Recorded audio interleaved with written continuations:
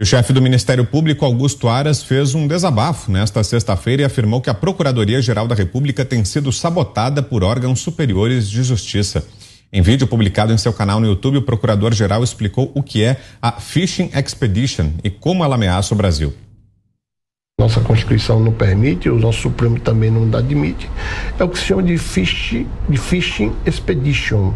Fishing Expedition é era uma prática muito comum há algum tempo, mas continua ainda em alguns espaços públicos, do indivíduo não gostar de você e começar a investigar a sua vida e de repente inferir de um ato que possa ter várias interpretações, a pior de todas, aquelas que possam ver algum ato ilícito, algum crime, alguma coisa.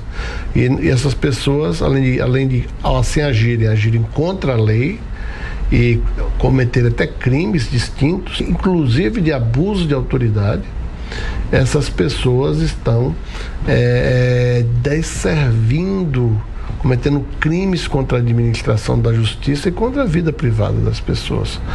Eu não posso admitir Fishing Expedition, porque se eu fizer isso, o Estado e seus agentes que dispõem de tecnologias, de armas e de outros equipamentos, poderá estar, em vez de protegendo um cidadão, poderá estar perseguindo um cidadão. Aras ainda revelou o motivo para a PGR estar sendo sabotada, reclamando de representações sem bases jurídicas. Esta procuradoria passou a ser literalmente sabotada, e eu digo sabotada mesmo, com centenas e centenas de representações, notícias crimes, baseadas em meras notícias de jornais previamente plantadas, em representações com autores falsos. Tem um fake pastor, Silas Malafaia, que fez mais de 200 representações contra ministros do Supremo, contra autoridades de distintos órgãos e poderes. Tem mais outros tantos que dirigem a essa instituição, centenas e centenas de representações criminais. E isso é uma sabotagem ao nosso trabalho, porque cada representação que chega a esta instituição, ela é levada à análise de um servidor que faz uma triagem acerca da idoneidade, da autoria, do conteúdo, das provas. Mas com você, Diogo Schelp, em 1 minuto, sua análise, Schelp. Pois é, o procurador, ele fala de algo que é realmente problemático, né? Quando se faz esse tipo de expediente para soterrar a PGR com notícias crimes, né, outras ações, é uma forma de até atravancar o trabalho da PGR, obviamente, e também de causar constrangimentos, né? Essa entrevista, na verdade são 2 entrevistas, o vídeo foi publicado hoje, mas pela PGR, mas são entrevistas mais antigas, né, de 19 de agosto, uma entrevista para jornalistas de Minas Gerais, e esse último trecho, acredito, também de entrevistas que foram concedidas em 11 de julho para jornalistas estrangeiros pelo Augusto Aras. E cai como uma luva, obviamente, nesse momento, depois do que se viu nas últimas semanas, aí, aquelas notícia-crime para liberar conversas do procurador com empresários e assim por diante. Aparentemente foi essa a motivação para eles divulgarem esses trechos dessas entrevistas novamente agora. Agora, seria interessante se o procurador realmente desse nome aos bois, aos outros bois, além desse que ele citou aí, para saber quem são essas pessoas que estão soterrando a PGR com notícias crimes falsas. Augusto. Olha aqui, a mentira virou fake news. Agora, esse tipo de crime, que é a violação criminosa da privacidade, é crime. Fishing Expedition. Para com frescura e vai direto ao ponto. Eu não entendo porque o Augusto Aras está se queixando dessa... Tudo bem, quem agiu irregularmente, seja quem for, deve ser punido. Se o pastor fez isso, que seja punido. Agora, nada sobre o Alexandre de Moraes, que está destruindo o sistema acusatório brasileiro, nada contra o arquivamento dos pedidos de anulação do inquérito, de que tentam botar fim, em que a Procuradoria-Geral tenta botar fim a esse inquérito do fim do mundo que é criminoso, ilegal, inconstitucional. Ele não tem nada a dizer sobre os ministros do Supremo que ignoram a Procuradoria, se tenta fazer qualquer coisa que pareça favorável ao Bolsonaro. Não tem nada a dizer contra a transformação do Supremo num partido político e do TSE em outro. Então ele fala de um problema grave, que precisa ser investigado.